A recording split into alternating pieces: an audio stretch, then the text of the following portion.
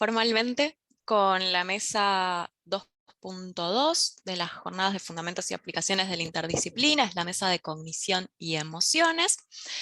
Hoy vamos a tener 5 exposiciones, vamos a seguir más o menos aproximadamente el orden del programa, y la intención es que hagamos todas las presentaciones, donde cada una va a tener una duración de 15 minutos más o menos, y al final vamos a tener algunos minutos para preguntas y discusión. ¿Sí? Si alguien va teniendo alguna consulta, alguna pregunta o comentario, la puede ir dejando por el chat, si no al final supongo que no va a haber problema con que abramos micrófonos y las hagan así directamente. ¿Sí? Bien, entonces de acuerdo a un pedido vamos a iniciar con la presentación que va a exponer María Angélica Benítez. Se llama Incidencia de la formación musical en la memoria emocional del adolescente. Así que cuando quieras, María, puedes arrancar. Bien, les voy compartiendo. Gracias, Vero.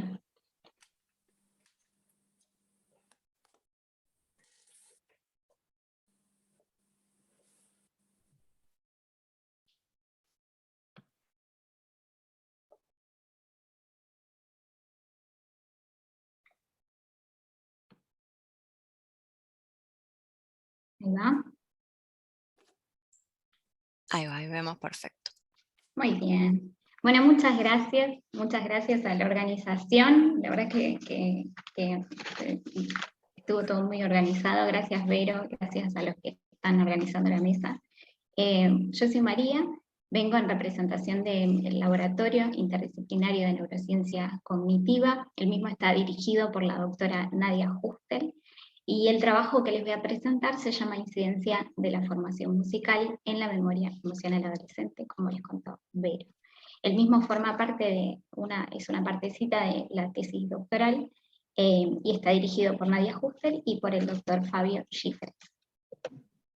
Bien, lo primero que quiero mencionar es que el trabajo que voy a presentar forma parte de un conjunto de actividades que se fueron realizando con la cooperación y el intercambio de varias disciplinas. En nuestro laboratorio, nuestro laboratorio se encuentra conformado por doctores en psicología de la música, en neurociencias, licenciados en psicología y licenciados en musicoterapia. Así que gracias al aporte de todas esas disciplinas, hoy podemos presentar este trabajo en las jornadas. Una de las temáticas que estudiamos en el laboratorio tiene que ver con la incidencia de ciertos factores ambientales en el desarrollo del ser humano. Por ejemplo, numerosas investigaciones en el campo de la neurociencia dan cuenta de que las experiencias tempranas tienen efectos que son duraderos. Dentro del cúmulo de factores ambientales que podrían afectar las trayectorias del desarrollo infantil, se ha estudiado a la música, o más bien al entrenamiento musical o las actividades musicales. Los seres humanos nacemos con la predisposición de percibir y de realizar quehaceres musicales. Podemos hacer música, ejecutar música naturalmente. Ahora bien, otros estudios en el campo han dado cuenta de que el entrenamiento musical tiene la capacidad de estimular la plasticidad sináptica, por lo que este tipo de formación o de estimulación tiene consecuencias directas sobre la organización anatomofuncional del cerebro. Muchos antecedentes en este campo también advierten que la música tiene efectos beneficiosos en el desarrollo de diferentes habilidades, por lo que podría considerarse como un modulador de funciones cognitivas, como por ejemplo la memoria, el lenguaje, las habilidades espaciales. Hoy nos vamos a hacer foco en una de las funciones cognitivas de las que les vengo mencionando, y es la memoria. ¿Sí? La memoria es una función cognitiva que nos permite codificar, consolidar, almacenar y recuperar información. Existen varios tipos de memoria semántica, memoria episódica. Hoy nos vamos a centrar en un tipo de memoria que es la memoria emocional y la memoria neutra. ¿Sí? La memoria emocional se caracteriza por aquella información que está acompañada de algún factor que es activante o estresante al momento de su adquisición, de su consolidación o de su recuperación, y esto hace que resulte en un mayor recuerdo que la información de un estímulo neutro, ¿sí? O que no está acompañada con este factor estresante. Entonces, el objetivo de este trabajo es evaluar cuál es la relación que existe entre la experiencia musical y la memoria emocional y neutra en una muestra de adolescentes argentinos. En este caso, cuando hablo de experiencia musical, me refiero a una experiencia musical previa, es decir, un background en entrenamiento musical o en formación musical. En este estudio participaron 30 adolescentes de 12 a 15 años, todos tenían formación musical previa y todos tenían formación de conservatorio, específicamente de diferentes partes de Argentina. El promedio de formación fue de 5 años aproximadamente, y 15 de ellos no tenían este tipo de instrucción. Es decir, teníamos 15 personas con formación y 15 personas sin formación. ¿Cuál fue el procedimiento que seguimos? Bueno, una vez que tuvimos el apoyo de las instituciones que colaboraron con los estudios, trabajamos en convenio con bastante cantidad de conservatorios y de orquestas. Tuvimos reuniones con padres, madres, tutores del grupo de los adolescentes, en las cuales se les explica el procedimiento que vamos a seguir, se les muestra las tareas que vamos a realizar con el grupo de adolescentes. Y los tutores o los encargados de la crianza que estuvieron de acuerdo firman voluntariamente un consentimiento informado. Posteriormente, todos los que participaron fueron evaluados en su memoria a través de una aplicación, la aplicación Zoom, ¿sí? Esto se hizo durante la época de pandemia, así que todo lo que les cuento se hizo de manera remota. La evaluación se realizó a través del Sistema Internacional de Imágenes Afectivas, que es básicamente un conglomerado de imágenes con valencia y arousal. De este conjunto de imágenes se seleccionaron 108 imágenes que eran apropiadas para adolescentes. 36 imágenes tenían un contenido emocional positivo, 36 tenían un contenido emocional negativo, y 36 imágenes eran neutras. Primero, en primera instancia, las personas evaluaron la valencia de las imágenes a través de estos muñequitos, se llama escala SUM. ¿Sí? Acá por una cuestión de espacio no puse toda la escala, pero es una escala que va del 1 al 9, y luego el arousal o el nivel de activación, es decir, cuán positiva, por ejemplo, es una imagen a través de esta escala, que también es otra partecita de la escala que va del 1 al 9, y finalmente se evaluó a las y los adolescentes en su memoria inmediata y diferida. Es decir, cuánta cantidad de imágenes recordaban inmediatamente después de haberlas visto por primera vez y aproximadamente 7 días después. Además, evaluamos el reconocimiento de imágenes, es decir, se mezclaron las imágenes que habían visto previamente con imágenes que eran nuevas y se les pidió que reconozcan cuáles habían visto o cuáles no anteriormente. Estas dos tareas se realizaron de manera inmediata y de manera diferida. Bien, ¿cuáles son los resultados? Bueno, les voy a mostrar los resultados referidos al recuerdo libre diferido. ¿Sí? Esto es la cantidad de imágenes que recordaron 7 días después de haberlas visto por primera vez. Acá lo que tenemos es la cantidad de imágenes que se acordaron. Acá tenemos el tipo de imagen, ¿sí? Neutras, positivas, negativas, y en las columnas están representados los grupos. ¿Sí? Este es el grupo de personas sin formación musical y este de personas con formación musical. ¿Sí? Y como pueden ver, a simple vista, encontramos que el grupo de adolescentes con formación musical recordaba una mayor cantidad de imágenes positivas, negativas y neutras que aquellos sin formación. Esta fue la única diferencia que encontramos, ¿sí? Estadísticamente significativa, no encontramos diferencias en el resto de las pruebas. Entonces, ¿cuáles serían nuestras conclusiones.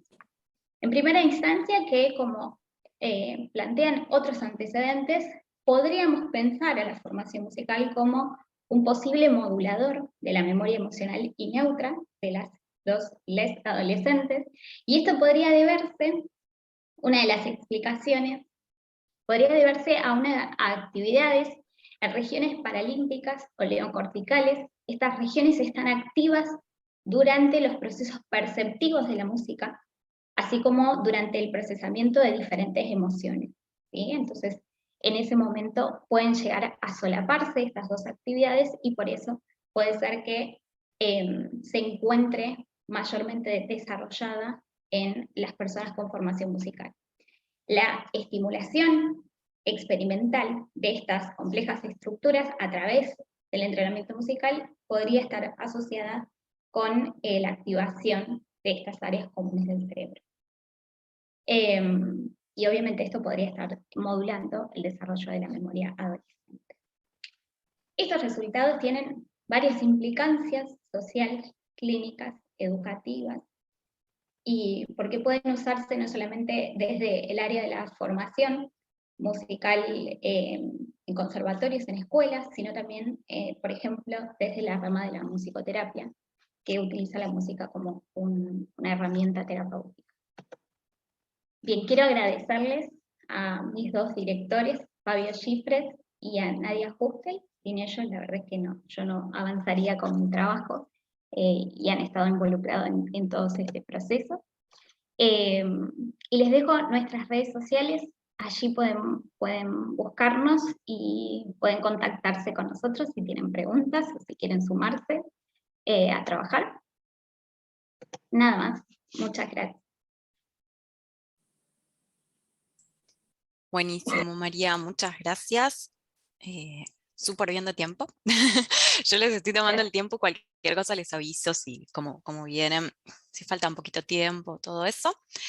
Les recuerdo, por si alguien llegó más tarde, María se va a tener que retirar, pero se me ocurría que quizás si alguien tiene alguna pregunta, digo, en primer lugar, tienen en el programa el mail, que creo que es tu mail, si no corregime, digo, y siempre les pueden escribir allí también. Bien, que lo podés dejar en el chat si querés, o pueden ir escribiendo preguntas y ella las puede ir respondiendo por el chat, como para no comprometerla más tiempo y tampoco retrasar mucho la mesa. Ahí está, buenísimo. Gracias, María. A Bien. ustedes. Seguimos entonces con la siguiente presentación. Va a estar a cargo de Morena López y se titula Desarrollo de herramientas musicales contextualizadas para modular la cognición. Así que, cuando gustes, ahí está. Muchas gracias. Gracias.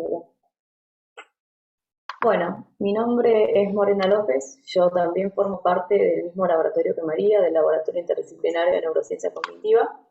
Y en esta oportunidad lo que les voy a presentar es este trabajo que consiste en el proceso a partir del cual desarrollamos una confección emocionalista de piezas musicales regionales que pretendemos utilizar para nuestros estudios sobre modulación de la cognición. Como les comentó Mari, dentro del laboratorio se trabajan con cómo la música incide en la modulación de la cognición, ¿no? Particularmente la línea en la que me desempeño yo es una línea en la que utilizamos intervenciones basadas en música, focales, es que esas intervenciones pueden ser tanto de producción como de percepción musical. Las intervenciones de producción musical implican tocar instrumentos activamente o cantar, y las intervenciones de percepción musical implican escuchar música. Este tipo de intervenciones las utilizamos para modular la cognición, es decir, para afectar el rendimiento cognitivo. Puede ser en memoria, por ejemplo, también trabajamos en funciones ejecutivas, y así nos vamos ampliando hasta otros dominios de la cognición. Específicamente aquellas intervenciones que se basan en percepción musical, es decir, en la escucha de estímulos sonoros, atribuyen su efecto en la cognición al impacto emocional que pueden generar. Es decir, se entiende que hay ciertas piezas que tienen la capacidad de activar, de provocar una excitación psicofisiológica, activando el sistema, y estas son piezas que se llaman en la literatura activantes.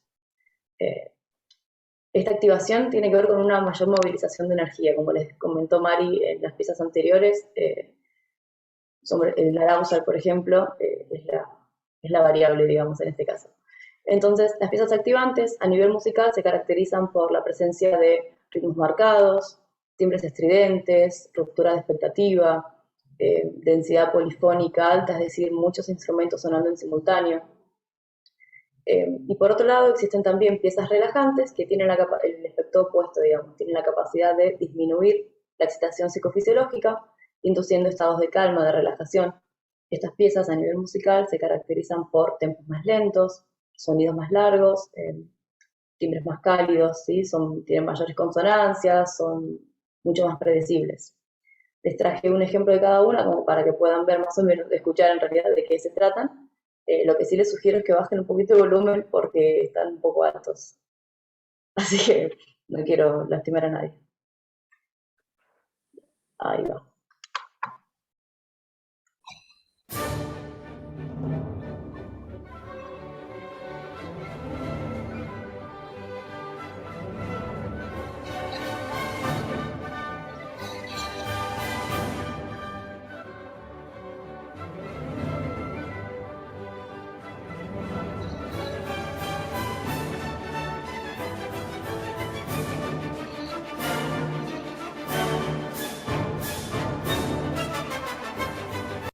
Este es un ejemplo de pieza activante y en contraparte un ejemplo de una pieza relajante es el siguiente.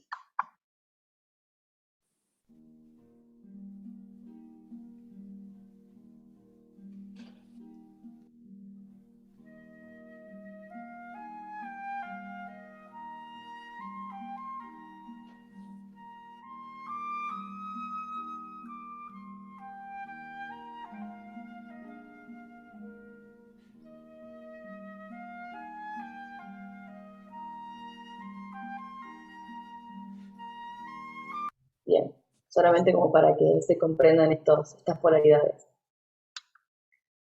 Lo que ocurre es que la mayor parte de los estudios que utilizan piezas musicales para modular la cognición han utilizado piezas pertenecientes a un repertorio europeo y del periodo clásico, ¿no? Música que quizás es bastante lejana a quienes participan de las investigaciones regionales.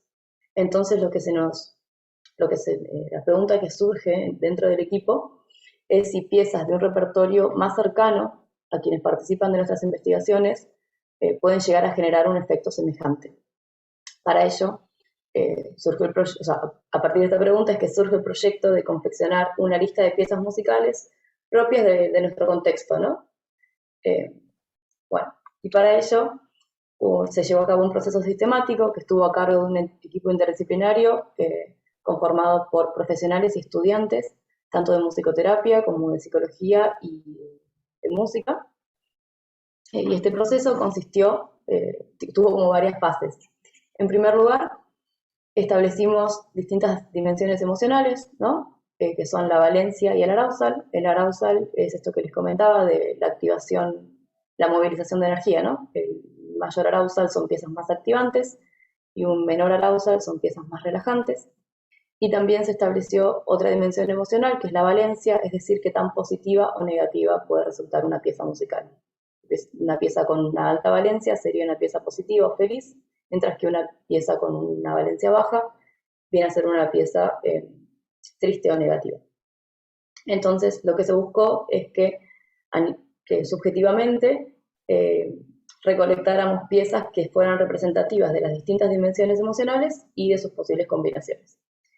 Asimismo, buscamos que sean piezas representativas de distintos estilos regionales, es decir, no quedarnos solo con el tango o con alguna pieza de folclore, sino también, o con piezas argentinas, ¿no? Incluso buscar alguna rumba o algo un poco más distintos estilos que sean representativos de Latinoamérica. Y por otro lado, buscamos solo piezas instrumentales, debido a que en la literatura se trabaja con piezas instrumentales, bueno, como para que sean más comparables con las piezas que ya se vienen utilizando. Una vez que juntamos cada una, porque fuimos todas mujeres las que formamos parte de esta parte, una vez que cada una trajo las piezas, las discutimos grupalmente, las escuchamos y las valoramos emocionalmente, es decir, en función de su valencia y de su arousal. Si bien acá yo establezco estos dos momentos como separados, en realidad fue un ir y venir entre uno y otro, porque buscábamos las piezas y las discutíamos grupalmente, y luego volvíamos a buscar más piezas y las discutíamos grupalmente, así, hasta lograr seleccionar 32 piezas musicales, 16 activantes y 16 relajantes. Estas 32 piezas las sometimos a un análisis bastante exhaustivo de parámetros musicales, entre los cuales evaluamos aspectos melódicos y armónicos, aspectos temporales como los ritmos del tempo, y cuestiones de impresión global, como por ejemplo si rompía con la expectativa o era más bien predecible, nivel de tensión. También se analizó en función de la época y el lugar de origen, y se analizó en función de variables emocionales como la valencia, el arousal, el agrado y la familiaridad. De este análisis extrajimos 24 piezas musicales, las 12 más activantes y las 12 más relajantes. Y acá les traigo también ejemplos para que vean más o menos cómo nos movimos. El primer ejemplo es una pieza relajante. A ver, ahí.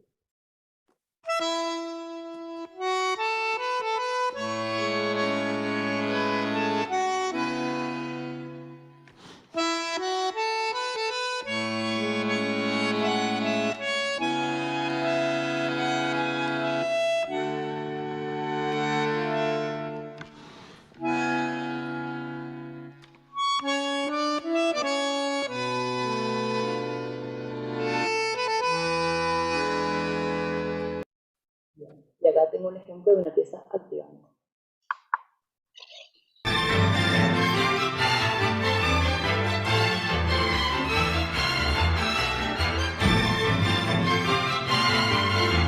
The test and development demo.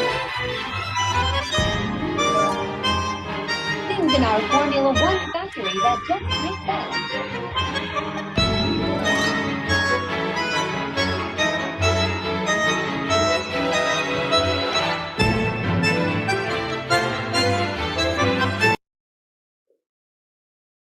Bueno, estas 24 piezas que logramos obtener a partir del análisis las llevamos a un estudio empírico, del cual participaron 252 personas argentinas de una edad media de 28 años.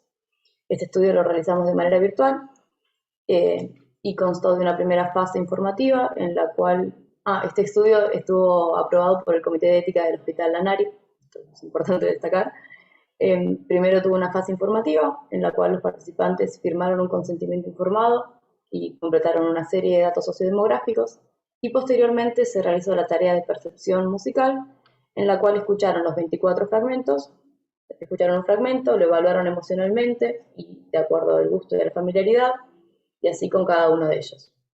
Para esto contamos con 3 órdenes de presentación para controlar el efecto de orden, y de los resultados que se obtuvieron de este estudio se pudieron comparar las piezas regionales que resultaron de este proceso de selección con las piezas que se venían utilizando habitualmente en la literatura.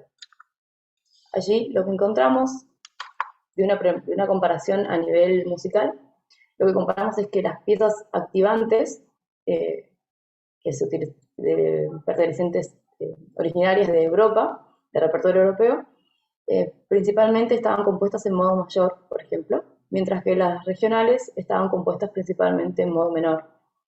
Este es un pequeño dato, pero que nos ayuda a pensar que quizás los cánones a partir de los cuales veníamos describiendo las características musicales de las piezas están en cierto sentido sesgados porque las piezas de repertorio europeo han tenido una mayor representatividad en la literatura que piezas de otro origen, como por ejemplo del nuestro, ¿no? Y por otro lado, en lo que respecta a la comparación por dimensión emocional, bueno, está graficada en este gráfico, valga la redundancia. Acá en el eje Y pueden ver la puntuación asignada por los participantes, y en el eje X los distintos dominios emocionales. A la izquierda se encuentra la valencia y a la derecha se encuentra el arousal o el nivel de activación.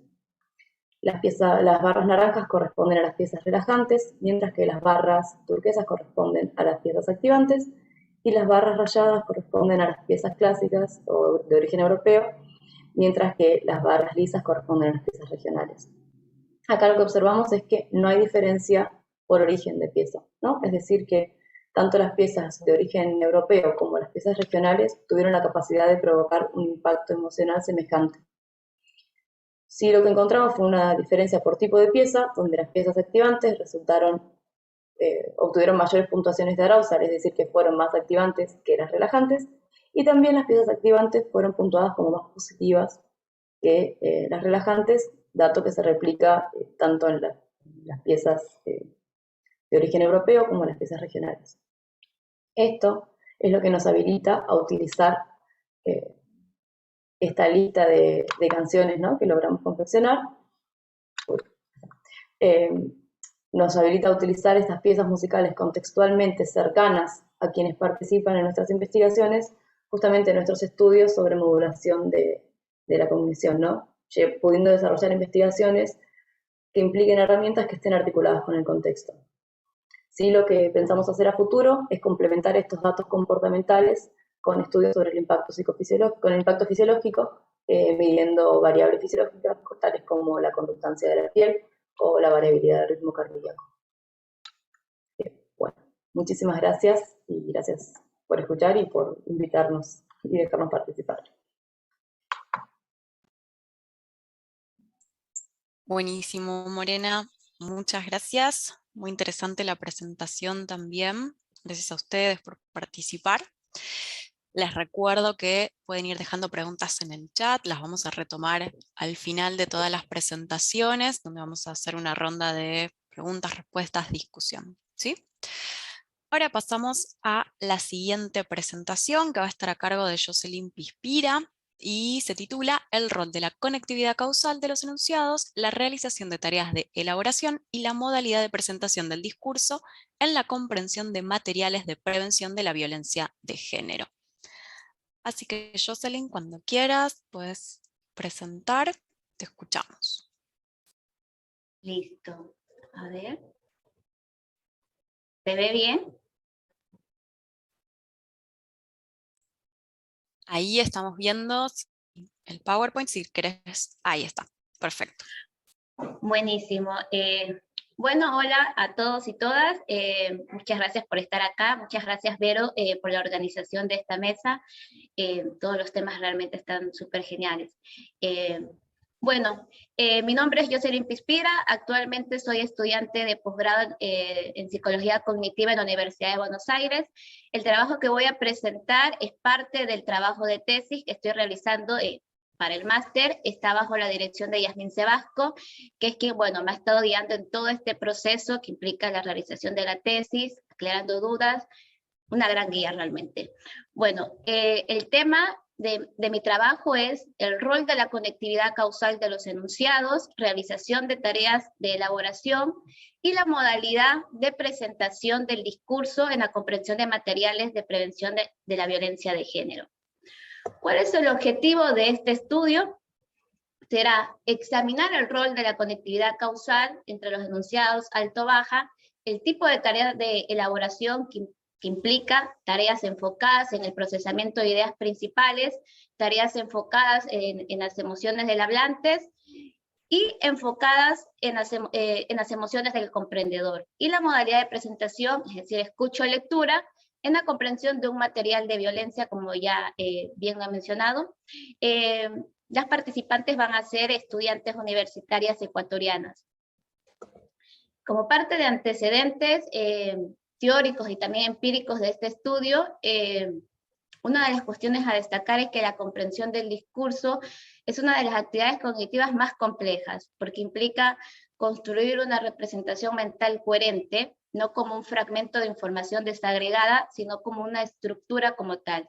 Y para lograr esa estructura coherente, investigaciones previas han evidenciado que esto requiere del establecimiento de conexiones causales entre los eventos de una historia y las reacciones psicológicas que se espera que desencadenen a partir de nuestro conocimiento previo de las emociones. Esto es bastante interesante porque a lo largo de, o sobre todo cuando hablamos de comprensión del discurso, se tiende a hablar hablar, mejor dicho, se tiende a dejar las emociones de lado cuando las emociones son un componente central en todo el proceso de comprensión. Ahora bien, en el campo de la comprensión, los estudios se han centrado o han priorizado la presentación de modalidad escrita, dejando de lado la modalidad de presentación oral. Y como sabemos, la modalidad oral es central en muchos de nuestros espacios de intercambio de ideas. Por ejemplo, en este espacio, el discurso que tiene más presencia, el que más estamos utilizando para intercambiar conocimiento y todo, es la modalidad oral. Estamos hablando y compartiendo. A pesar de la importancia que tiene en el contexto educativo y en el desempeño social, no se ha tendido a investigar esta modalidad, este rol, y por ende los estudios han sugerido la importancia de investigarla y sobre todo realizar una comparación con una modalidad escrita, porque cada modalidad del discurso tiene características distintivas únicas que esto puede de una u otra forma afectar el procesamiento de la información. Por ejemplo, cuando yo estoy hablando, nadie me está poniendo retroceso, ni nadie me está adelantando, ¿verdad? Ni yo puedo adelantar al otro, ni como decirle hace un minuto que dijo. No puedo. Se da a demandas situacionales inmediatas, yo tengo que responder en el momento. A diferencia del discurso escrito, que sí puedo releer los fragmentos, puedo irme un poquito más atrás, incluso puedo irme un poquito más adelante, y obviamente estas características, hay muchas más características que las diferencian, pero estas características en particulares ya alteran el procesamiento de cada una de estas modalidades. Por lo tanto, como bien lo mencioné en el objetivo de este estudio, estudiar la diferencia o el rol que tiene la modalidad de presentación en este tipo de materiales es muy importante. Ahora bien, otra de las variables a examinar en este estudio son las tareas de elaboración, las cuales se han sugerido que promueven los procesos estratégicos del lector, es decir, procesos que van más allá de la construcción de coherencia a partir del texto literal, e involucran interpretación y esfuerzo por parte del comprendedor. Estas tareas tienen mucha evidencia de que ayudan o promueven que el comprendedor se involucre activamente en el aprendizaje y establezca conexiones causales entre los enunciados, facilitando el procesamiento de las ideas centrales del texto. Y como ya lo mencioné, establecer conexiones causales es necesario y se requiere para construir una representación mental coherente del discurso. Estas tareas, parte de lo que ha evidenciado los estudios es que promueven un procesamiento profundo de la información porque como que permite que haya una mayor organización entre la información nueva que está ingresando con el conocimiento previo del comprendedor. Ahora bien, existen muchos tipos de tareas de elaboración, están las analogías, los resúmenes, las autoexplicaciones. Para el fin de este estudio, específicamente nos vamos a centrar en las preguntas elaborativas o interrogatorios elaborativos, como comúnmente se lo conoce. El propósito de estas preguntas en específicos, que son parte de tareas elaborativas, es que su propósito es incitar a los comprendedores a generar una explicación sobre determinado tema. Por ejemplo, ¿por qué esto tiene sentido? ¿Por qué A causa B? ¿Por qué es importante esto? O simplemente ¿por qué? Ahora bien, la parte que me parece más valioso de nuestro estudio es que todo esto, todas estas variables van a ser estudiadas en un material que tiene que ver con prevención a la violencia de género. Las investigaciones previas se han centrado, además de lo que dije en el discurso escrito, se han centrado en materiales que son narrativos o expositivos. Y cuando hablo de expositivos, son materiales que tienen contenido escolar. Y no se ha investigado mucho la comprensión en materiales que tienen que ver con temas sociales o problemáticas sociales. Como sabemos, la violencia de género es una problemática social, afecta a toda la sociedad en general, así que se hace muy importante y necesario investigar el interjuego de estas variables en este tipo de materiales, porque cuando hablamos de contexto educativo también estamos hablando de procesos de prevención, porque ahí en esos procesos también estamos aprendiendo información, estamos comprendiéndola, estamos procesando información que es muy importante, sobre todo cuando nosotros estamos hablando de información sobre procesos judiciales, información sobre estereotipos y creencias, y que implica que la persona que está recibiendo este tipo de contenido se involucre activamente, sobre todo en el tema de creencias, que es como bastante difícil, y esto lo digo por mi experiencia en todos los talleres de prevención. Muchas veces como que se habla de la información y las personas están escuchando.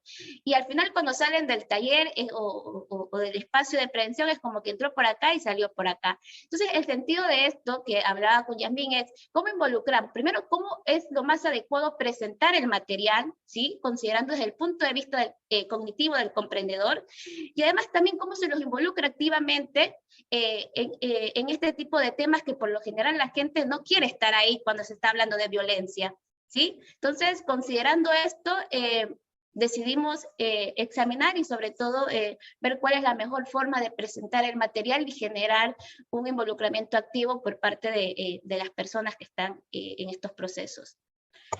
Ahora bien, ¿quiénes participarán? Como ya lo mencioné, van a participar mujeres, 60 estudiantes de la Universidad de Guayaquil, Ecuador. Las edades promedios oscilarán entre 18 y 30 años.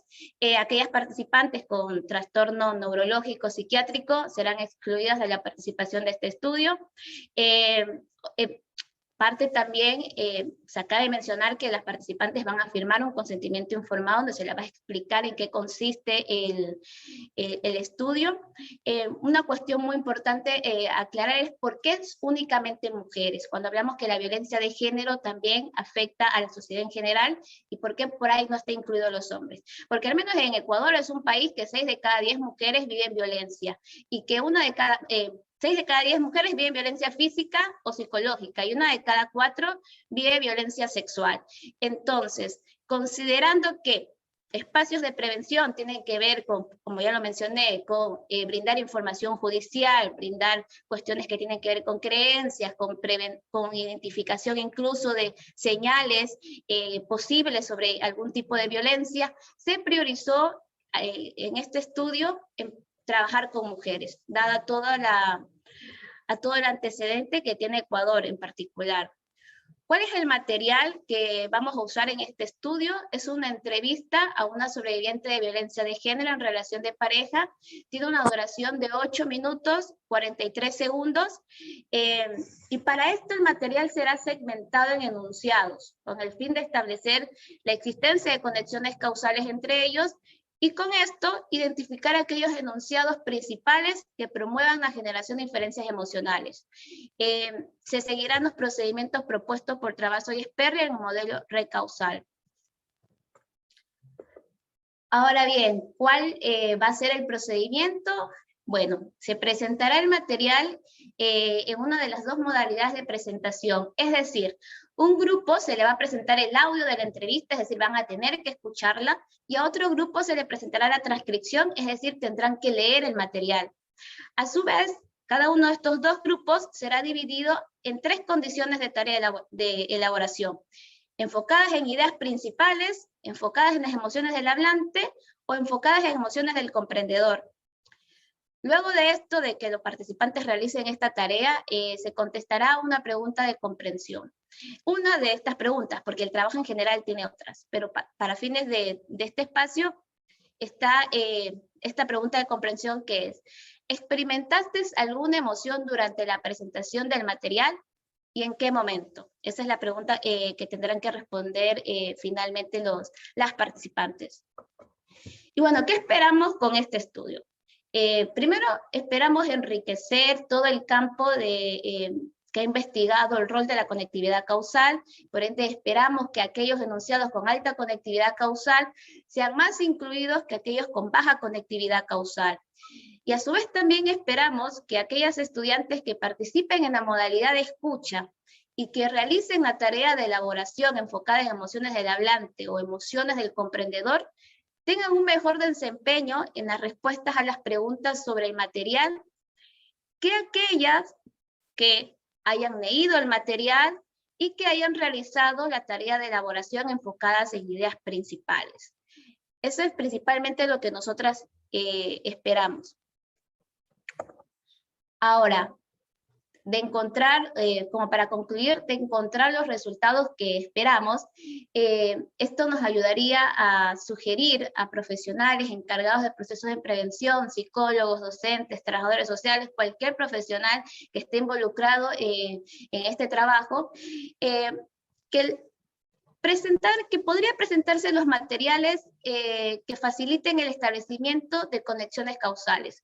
Porque parte también de mi experiencia en todo lo que es los procesos de prevención es que se cuida mucho, en cuanto al material que se presenta normalmente, se cuida mucho la información que quiero transmitir, ¿sí? Pero no cómo es más viable transmitirla. Entonces, considerando esto, se puede sugerir a quienes estén ahí que el material tenga una alta conectividad causal entre los enunciados, y además también podría sugerirse el uso de tareas de elaboración, tales como la presentación de enunciados principales, emocionales y preguntas elaborativas, a fin de promover, como ya lo he mencionado, un procesamiento profundo que involucre activamente a la comprendedora, a través de la identificación de ideas principales o emocionales o con alta conectividad causal del material. Para mí es muy importante porque a veces cuando hacemos estos trabajos de prevención dejamos el componente emocional afuera y entonces empezamos a transmitir información. Esto es necesario que la persona sepa, pero no estamos pensando en cómo emocionalmente puede estar receptando esa información. Entonces por eso nosotros hemos priorizado mucho la parte emocional de las comprendedoras como para poder facilitar el aprendizaje en estos temas. Y bueno, eso es todo y muchísimas gracias.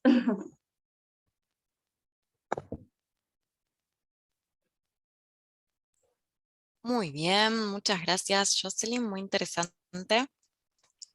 Y recordamos que pueden ir dejando sus preguntas por el chat, si no al final podemos ir abriendo micrófonos, no somos tantas personas, así que seguramente podemos hacer una ronda así de esta forma.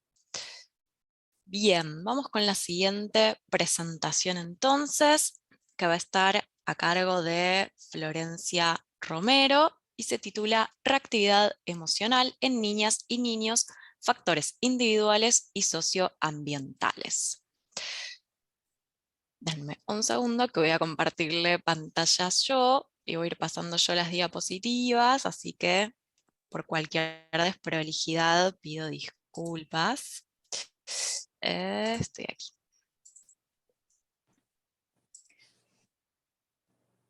Bien, ahí entiendo que se estaría viendo. Sí, súper. Bien, perfecto. ¿Empiezo, Vero? ¿Te parece? Sí, sí, cuando quieras puedes arrancar. Bueno, primero buen día.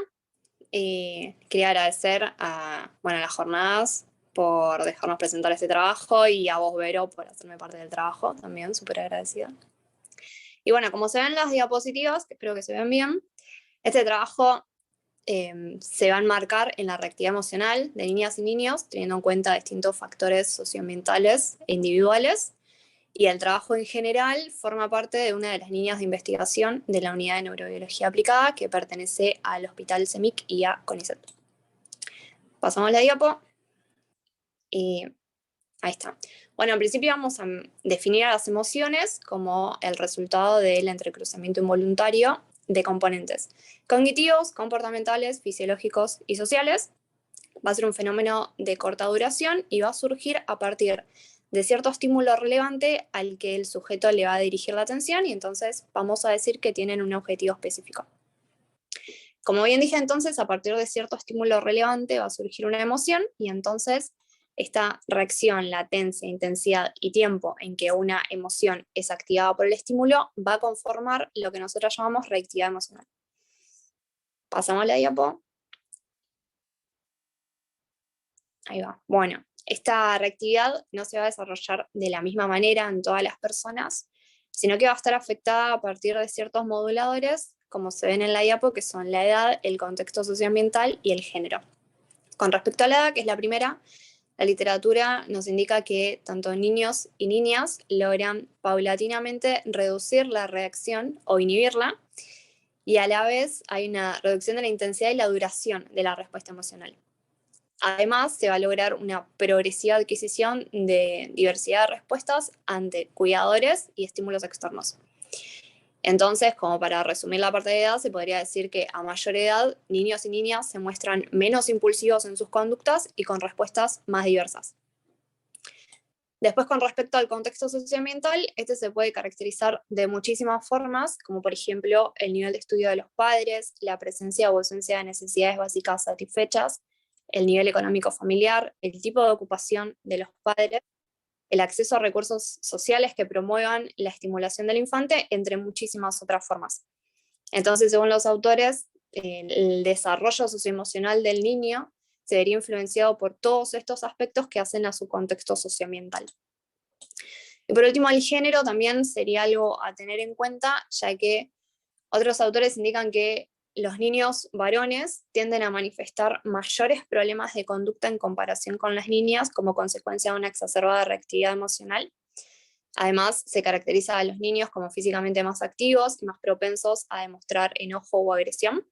Y en contraste, las niñas mujeres suelen mostrar mayor afecto positivo, menor emocionalidad negativa, como por ejemplo la tristeza, la ira o la impulsividad, y se muestran con un mayor control de impulsos en comparación con los niños varones. Pasamos esa diapo y vamos a los objetivos, que en este caso consistieron en analizar la reactividad emocional en niños y niñas de 4 a 8 años de edad, provenientes de hogares con distintas condiciones socioambientales a partir de una escala que la respondieron familiares directos de los chicos.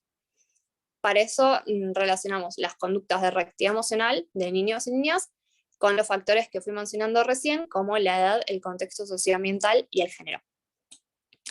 Pasamos esa diapo, y entonces este estudio fue no experimental, transversal y correlacional. Esto significa que no se realizó ninguna manipulación de variables, recolectamos los datos en un único momento y estos datos los analizamos mediante correlaciones. Entonces, el alcance de este estudio también va a ser correlacional.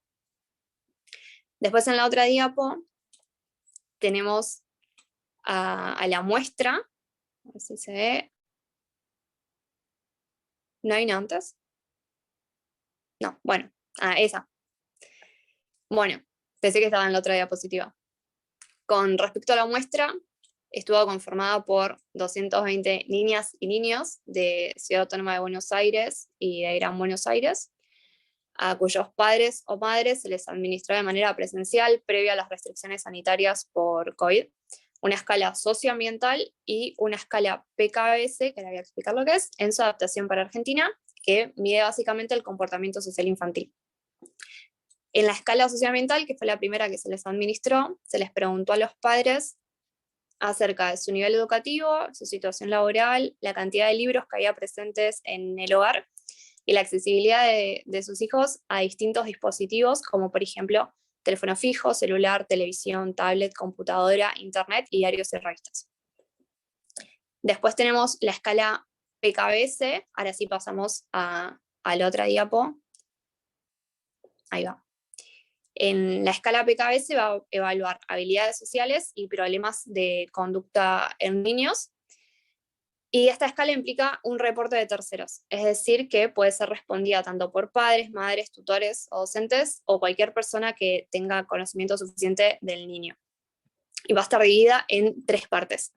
La primera parte de la escala va a incluir datos personales del niño y de qué responde, como por ejemplo edad, género y parentesco entre la persona que responde y el niño.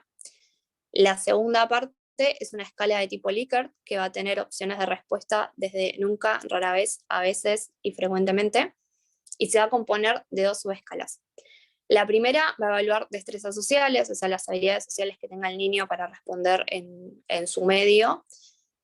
Esta está compuesta por 34 ítems, los cuales, como un ejemplo, pueden ser si juega con otros niños o si pide ayuda a adultos cuando lo necesita. Y la segunda subescala va a evaluar problemas de conducta que estos problemas de conducta van a implicar tanto los problemas de conducta internalizantes y externalizantes. Los externalizantes serían básicamente cuando frente a una dificultad el niño responde con agresión, tanto a sí mismo o hacia otros, y los problemas internalizantes serían, por ejemplo, si el niño se aísla o si no puede comunicar qué es lo que le pasa tanto a pares o adultos. Bueno, esta subescala de problemas de conducta está evaluada en 42 ítems y como ejemplos son si el niño grita cuando se enoja o si desafía a padres, maestros o cuidadores, entre otros ítems. Y finalmente, esta escala tiene una tercera parte en donde quien responde tiene un espacio libre para agregar cualquier tipo de información que considere relevante sobre el niño y que no haya sido interrogada previamente en la escala. Bueno, esta escala va a contar con adecuadas medidas psicométricas, tanto en su versión original como en la validación en Argentina, que es la que usamos en este trabajo. Y se decidió usar esta escala que es de reporte de terceros, ya que si bien hay muchísimas otras formas de evaluar reactividad emocional, al tratarse de niños pequeños, el reporte de terceros suele ser el más utilizado debido a su practicidad, bajo costo y eficiencia. Después, con respecto al análisis, analizamos los datos con el programa Jamovi y se tomaron como variables de interés a las 2 subescalas de la PKBS, que son destrezas sociales y problemas de conducta. Después, estamos para responder a los objetivos, realizamos análisis descriptivos de las variables de interés y para establecer relaciones entre las variables, realizamos correlaciones, como bien había dicho hace un ratito, tanto de Spearman como de Pearson según el cumplimiento o no de los supuestos. Y realizamos también pruebas de TestStudent y Uderman-Windy para comparar las variables según el género. Pasamos la diapo, vamos a los resultados. Bueno, entonces, en estos resultados podemos ver que puntajes más altos en destrezas sociales se correspondieron con niveles más altos en el nivel de estudios de padres y madres. Esos niveles de estudios iban desde primaria incompleta hasta posgrado completo. Y después hallamos que los niños tenían mayores habilidades sociales conforme aumentaba la cantidad de libros disponibles en el hogar, y también que a mayor edad había un aumento también del nivel de habilidades sociales. Después pasamos a la otra diapo, que son los resultados de problemas de conducta, en donde hallamos que menores niveles de estudios del padre se correspondían con un mayor nivel de problemas de conducta en sus hijos, pero sin embargo para el entrecruzamiento entre problemas de conducta y edad no encontramos resultados significativos, como tampoco para reactividad emocional en general, que incluiría entonces estas 2 subescalas que había nombrado de destrezas sociales y problemas de conducta, y el género. Pasamos a la siguiente diapo, en donde encontramos que estos resultados se pueden relacionar con autores previos que hablaron sobre el tema, ya que, por ejemplo, unos autores indican que un bajo nivel educativo de los padres podría obstaculizar el desarrollo socioemocional del niño, así como también mejores condiciones socioambientales, a la inversa, culturales y educativas, facilitarían la posibilidad de desarrollo socioemocional del niño. Y un ejemplo de esto, de nuestro trabajo, sería, por ejemplo, la cantidad de libros disponibles en el hogar, que se puede pensar como una herramienta cultural y educativa al alcance del infante, que, como bien dije hace un ratito, la cantidad de libros disponibles en el hogar iba en correlación con el nivel de habilidades sociales del niño. Después pasamos, ahí está la parte de género. Bueno, con respecto al género y la edad, también tenemos otros autores que expresan que a mayor edad de los niños, estos van a desarrollar mayores destrezas sociales, que es algo que pudimos ver claramente en el trabajo, aunque no encontramos resultados significativos para la variable género, aunque esto también se había visto en trabajos previos, quienes, por ejemplo, ciertos autores, pese a que en su estado de arte pudieron recabar un montón de información sobre la importancia de esta variable, después en los estudios, como en el nuestro, encontraron que no había resultados significativos. Ahora sí, pasamos a la otra. Esa, otra más. Me había salteado una. Ahí estamos. Bueno, en este trabajo también presentó ciertas limitaciones, que estaría bueno que puedan ser superadas en próximos estudios que vayan por las mismas líneas de trabajo, como por ejemplo esta ausencia de resultados significativos entre el tipo de trabajo de los padres y la reactividad emocional. Se cree que esto puede haber sido por una caracterización distinta entre los trabajos del estado del arte y nuestro estudio, ya que, por ejemplo, hay 2 autores que clasificaron la ocupación de los padres según el nivel adquisitivo y no según una clasificación más cualitativa, que es la que se hizo en este trabajo. Y también se cree que la ausencia de algún tipo de resultado significativo entre la variable de accesibilidad del niño a dispositivos tecnológicos, los que he nombrado, por ejemplo, celular, tablet, internet, diarios y revistas y computadora, esta variable y la reactividad emocional no dio resultados significativos, y se cree que esto fue porque quizás no preguntamos lo suficiente cómo era esta relación, si por ejemplo, si medía un adulto, cuántas horas se usaban este tipo de dispositivos, si se los usaba para aprender o para jugar, etc.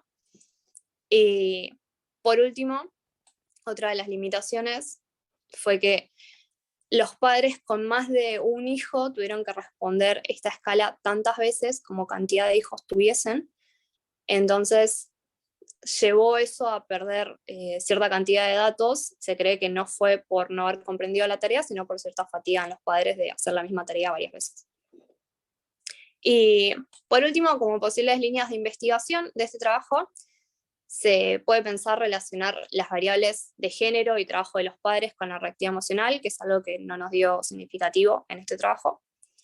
Se puede también pensar replicar este estudio en otros contextos para ver qué resultados obtenemos, o una vez habiendo obtenido ciertos resultados, realizar intervenciones en la comunidad para promover el desarrollo socioemocional de niños y niñas. Y en la última diapo, que ya estaríamos. Bueno, muchas gracias. Cualquier cosa pueden dejar consultas en el chat, o ahí cualquier cosa está mi mail también que aparece en el programa.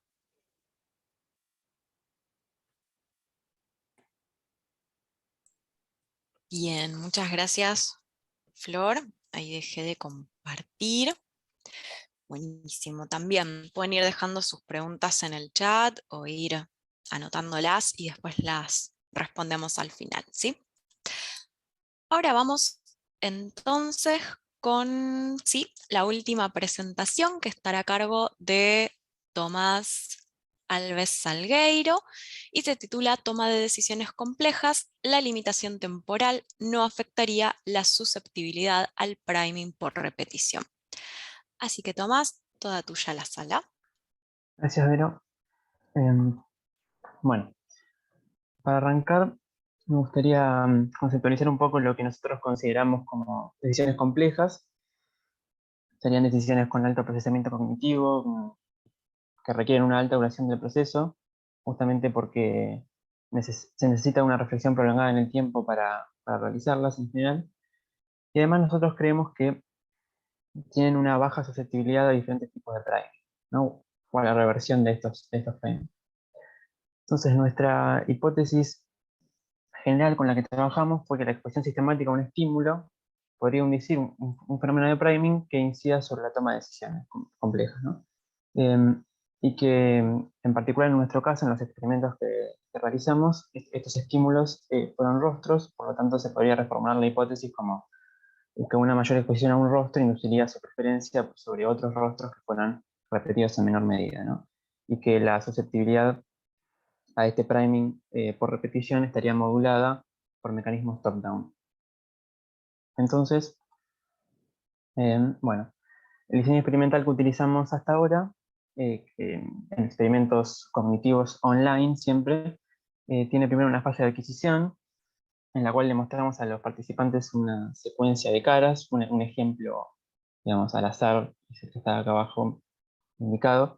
Básicamente uno de los rostros se repite 12 veces, otros 6 y otros 2 una vez cada uno, ¿no? En esta etapa es en donde ocurriría el priming. Luego viene una fase de elección en la cual se le muestra a los sujetos los 4 rostros en pantalla al mismo tiempo, y a un grupo experimental se le pregunta a quién elige sería el grupo de tarea no especificada, porque no se especifica para qué estarían eligiendo un rostro. Esto implicaría una decisión un poco más sencilla, o por lo menos no tan compleja. Y después tenemos otro grupo experimental, al cual se le pregunta a quién elige para una tarea importante, que sería el grupo de tarea importante, que sería una pregunta que implicaría mayor complejidad, ¿no? Y estas dos preguntas serían las que estarían disparando mecanismos top-down que modularían el proceso de toma de decisiones. Entonces, lo que vimos previamente eh, fueron resultados que de algún modo apoyarían nuestra hipótesis, ¿no? Porque si observamos, por ejemplo, este gráfico, podemos ver que en el grupo de tarea no especificada, que es el grupo que estaría tomando una decisión más sencilla, vemos que se ve una preferencia por la elección de la cara de mayor frecuencia, la cara de frecuencia 12, por lo menos con respecto a las caras de frecuencia 1. Acá en particular, se puede ver que abajo está separado en 1A y 1B, eso tiene que ver con que la cara 1A fue la que apareció primero en la secuencia de rostros y la cara 1B fue la que apareció después, simplemente para ver si observamos diferencias según la ubicación de la cara en la secuencia. Entonces, este grupo, el de tarea no especificada, que estaría representando una decisión un poco más sencilla, vemos que son susceptibles, al parecer, a elegir, digamos, a este priming por repetición, porque estarían eligiendo preferentemente la cara de mayor frecuencia, mientras que el grupo tarea importante, es decir, los que hicieron con un poco más de complejidad, podemos ver que muestran resistencia a ese priming porque no se ve ninguna preferencia por la elección de la cara de mayor frecuencia ni por ninguna cara en particular. Ahora, si observamos los tiempos de respuesta, podemos ver que en promedio el grupo tarea importante tiene mayor tiempo de respuesta, ¿no? Como dijimos antes, una de las características que nosotros consideramos de las decisiones complejas es que requieren una mayor duración, ¿no?, del proceso. Lo cual esto nos estaría mostrando que esa pregunta de a quién elige para una tarea importante estaría disparando un proceso de toma de decisiones complejas. Ahora, estos mecanismos top-down disparados por la pregunta, ¿operan más tempranamente o más tardíamente en el proceso? Esto fue lo que nos preguntamos después de haber, digamos, obtenido todos estos resultados, ¿no? Entonces, formulamos una nueva hipótesis que sería la siguiente, ¿no? Si nosotros aplicamos una limitación temporal para que las personas respondan, podríamos estar afectando el procesamiento cognitivo, particularmente en las decisiones complejas, que son las que más tiempo llevan, y esto se evidenciaría en los resultados como una diferencia comportamental, ¿no?, entre ambos grupos experimentales, en el caso de estar efectivamente interrumpiendo el proceso de toma de decisiones, ¿no?, con esa limitación. Entonces diseñamos un nuevo experimento en el cual la fase de adquisición es la misma que mencioné antes, es decir, 4 rostros, uno que se repite 12 veces, uno 6 y otros 2 una sola vez, se muestran en una secuencia. La fase de elección también están los mismos grupos experimentales, y 2 segundos después de mostrar la pregunta en pantalla se muestran los 4 rostros con una cuenta regresiva que indica cuánto tiempo les queda para responder, para elegir el rostro, ¿no? En este caso están separados temporalmente la pregunta de los rostros, simplemente para que no tengan las personas que utilizan el tiempo de respuesta para leer la pregunta. Y cada uno de los sujetos realizó 6 ensayos experimentales, 3 con limitación temporal de 5 segundos y 3 sin limitación temporal, al azar si vienen primero los 3 con y los 3 sin después, o viceversa. Bueno, para pensar un poco esto, si el mecanismo top-down, es decir, la pregunta, o sea, la pregunta dispara el mecanismo top-down, ¿no?, modula el procesamiento de toma de decisiones de manera más temprana, al imponer una limitación temporal no estaríamos interrumpiendo el proceso y por ende no veríamos diferencias entre las condiciones temporales con y sin limitación temporal. Ahora, si esta modulación es más bien tardía, al imponer una limitación temporal estaríamos interrumpiendo el proceso, lo cual esperamos que evite la resistencia al priming del grupo de tarea importante. Es decir, que ahora el grupo de tarea importante, según lo que esperamos, tendría mayor preferencia a elegir la cara de mayor frecuencia. Es decir, que veríamos diferencias entre las dos condiciones temporales con y sin limitación temporal. Entonces, los resultados, con esta limitación de 5 segundos, en realidad nos muestra que no estaríamos interrumpiendo el proceso con 5 segundos de limitación. Es decir, que el procesamiento sería más bien temprano, por lo menos respecto a la limitación que estamos poniendo. Porque lo que acá vemos es lo que veíamos en experimentos previos, es decir, tanto sin como con limitación temporal, vemos que el grupo de tarea no especificada, es decir, el grupo que estaría tomando una elección más sencilla, vemos que muestra preferencia por la elección de la cara de mayor frecuencia, de la cara de frecuencia 12, por lo menos respecto a las caras de frecuencia 1, mientras que el grupo de tarea importante, en la elección más compleja, vemos que no muestra ninguna preferencia con ninguna de las caras, tanto sin como con limitación temporal. Ahora, si observamos el tiempo medio de respuesta, vemos también en ambos casos, tanto sin como con limitación, lo mismo que veíamos antes. El grupo de tarea importante le lleva más tiempo la elección, mientras que el grupo de tarea no especificada le lleva menos tiempo. Es decir, que esto también indicaría que no estaríamos interrumpiendo el proceso, porque incluso cuando ponemos la limitación, también vemos esta diferencia temporal, es decir, que estarían teniendo el tiempo suficiente para desarrollar el proceso completo, ¿no? Y además, otra cosa que indicaría esto es que sin limitación temporal también responden por debajo de la línea de 5 segundos, ¿no? O sea que eso también indicaría que no estaríamos interrumpiendo el proceso. Obviamente esto es el tiempo medio. Si nosotros vemos las distribuciones completas, vemos que obviamente hay gente que sí responde en más de 5 segundos, que está indicado con esta línea, pero las medias vemos que en general están en la línea de 5 segundos o incluso por debajo en el caso de incluso de no tener limitación, ¿no? Ahora después dijimos, ¿qué pasa si aplicamos una limitación temporal un poco más drástica y ponemos 3 segundos de limitación, ¿no? En este caso, sí estaríamos interrumpiendo el proceso al parecer, porque si observamos acá el caso de los ensayos con limitación temporal, vemos que tanto para el grupo de tarea no especificada como para el grupo de tarea importante, existe una preferencia de elección por la cara de frecuencia 12 con respecto a las caras de frecuencia 1. Es decir, que en este caso estaríamos interrumpiendo el proceso y estaríamos de alguna forma generando una susceptibilidad frente al premio por repetición del grupo de tarea importante. Ahora, quizás lo curioso de acá que no veíamos antes es que sin limitación temporal también vemos una diferencia del grupo de tarea importante, o sea, también habría como cierta preferencia, por lo que se ve acá, ¿no?, del grupo de tarea importante por la elección de la cara de frecuencia 2. Esto podría tener que ver con que en este caso tuvimos que excluir muchos sujetos, porque digamos, uno de nuestros criterios de exclusión fue que excluíamos a aquellas personas que no podían responder al menos uno de los ensayos con limitación. Entonces, como esta vez la limitación fue más drástica, bueno, nada, lógicamente excluimos mucha más gente. O sea, nos quedamos con un 35% de las personas que respondieron, que fueron 205. Entonces, lo que podría estar pasando es que al estar quedando con una muestra bastante parcial, quizás la muestra con la que nos quedamos está muy enriquecida en personas que primero respondieron los 3 ensayos, o sea, que primero les tocó responder los 3 ensayos con limitación y luego sin limitación. Entonces quizás quedó ese efecto o esa sensación de tener que responder rápido, entonces se arrastró quizás el efecto hacia los ensayos sin limitación, ¿no? Pero bueno, eso es lo que tenemos que todavía seguir explorando los datos para ver qué está pasando particularmente. Si vemos los tiempos medios de respuesta, esto también nos indicaría que estaríamos interrumpiendo el proceso, porque acá vemos que sin limitación temporal vemos la diferencia temporal que veíamos siempre, pero ahora con limitación temporal ya esa diferencia de tiempo de respuesta no se ve, por lo menos en promedio, ¿no? Entonces estaríamos interrumpiendo en este caso ese proceso en el caso de grupo de tarea importante, ¿no? Además acá vemos que en los casos sin limitación temporal, vemos que las personas en este caso del grupo de tarea importante responden por encima de la línea de 3 segundos, ¿no?, cuando no tienen esa limitación. Entonces, esto también iría en línea de que estaríamos en este caso sí interrumpiendo el proceso.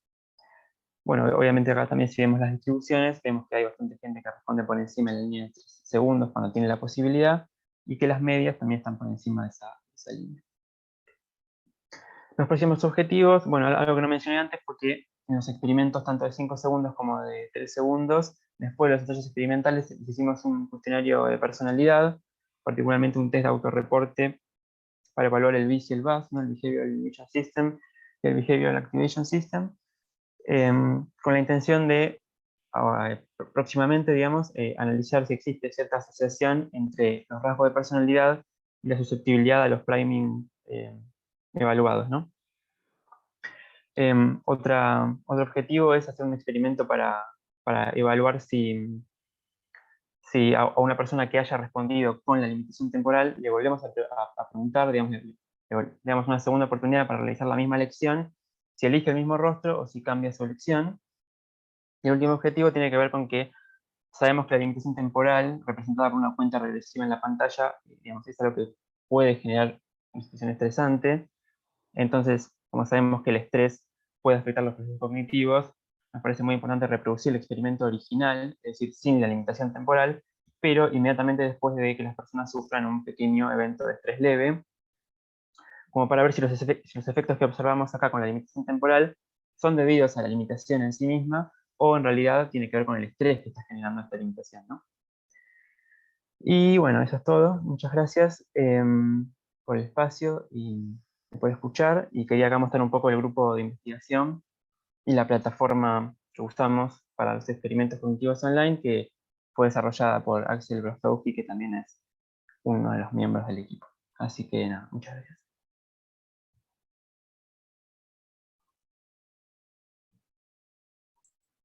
Bien, buenísimo, Tomás. Muchas gracias por la presentación. Súper interesante. Bien. Ya terminamos entonces con las exposiciones y la idea sería arrancar con la ronda de preguntas, ¿sí? Tenemos algunas preguntas en el chat, pueden ir sumando ahí, o si no, la verdad es que estamos bien de tiempo. Después de responder esta ronda, quizás se me ocurre que podríamos tener una segunda, si alguien quiere abrir su micrófono incluso, y que sea más amable y dialogado todo. Me parece que vamos a estar bien. La primera pregunta era para María, pero María creo que ya se retiró, si no, mal no veo, sí, perfecto. Pero le compartí la pregunta y me la respondió por Ah, WhatsApp. Así que qué multitasking. Eso iba a preguntar, si quizás alguien del equipo quería responder o consultar. Leo la pregunta. ¿Puede ser que la formación musical previa implique la formación de conexiones tales que cuando se asocian a una memoria emocional o neutra, mejore la conectividad entre áreas implicadas? Y acá Morena nos trae la respuesta. en principio, la pregunta lo que plantea es si la formación musical comparte áreas con la memoria emocional y entonces la estimulación o sea, la formación musical estimularía el desarrollo de ciertas áreas comunes, entonces al fortalecer una, después se favorecería el funcionamiento de la otra, digamos, ¿no? Bien. Bueno, lo que me comentaba Mari es que eh, la memoria emocional sí se asocia principalmente al hipocampo, ¿no? A la actividad del hipocampo y de la amígdala, y bueno, regiones de corteza, pero principalmente hipocampo y amígdala. Y en cuanto a la formación musical, eh, no tiene recuerdo por lo menos de que impacto o de efecto directamente en amígdala, digamos, como desarrollo, pero sí hay sí hay de la emoción en general, pero no particularmente de la amígdala, y sí que hay mayor desarrollo de hipocampo y otras regiones, ¿no? Pero bueno, de hipocampo hay cierto desarrollo, entonces que probablemente al haber un mayor desarrollo en estas regiones, quizás cuando haya un evento emocionalmente cargado, se encuentre favorecido ese procesamiento, sí, por eso, un mayor desarrollo ya como de base, digamos, de esas regiones. Pero que de todas formas esto es como hipotético porque, por lo menos, o hipotético de acuerdo a su conocimiento, porque sería cuestión de seguir estudiándolo. Eso es lo que me logró transmitir. ¿Me permiten decir algo? Un aporte un intento de un aporte, nada más, que ¿no? A lo mejor les puede servir. No sé si los experimentos, o piensan hacer los experimentos con registros de EEG, o si los están haciendo. Yo sé que ustedes tienen equipo de EEG, pero la conozco a nadie hace muchos años. Y si lo hacen, una variable o un parámetro que pueden analizar, que es un parámetro físico, es la entropía. Y hay distintos algoritmos de entropías. Algunos, por ejemplo, permiten evaluar el grado de conectividad dentro de un área. Por ejemplo, podrían medir, bueno, amígdala no la podrían medir con EEG, ¿no? Solo corteza, ¿no? Pero seguramente en la formación musical se debe desarrollar muy bien las áreas premotoras y motoras, ¿no? Depende de qué formación ¿Puedo musical hacer una sea, ¿no? pregunta? Hola, Sí, dame ¿puedo un hacer una segundito, pregunta? Luciano, dame un segundito que Después termino. de la tuya, sí, después de la tuya. Y Y si quieren, perdón, Nico, si quieren incluso pueden ir levantando la mano para anotarse o como gusten. Perdón. No, no pasa nada.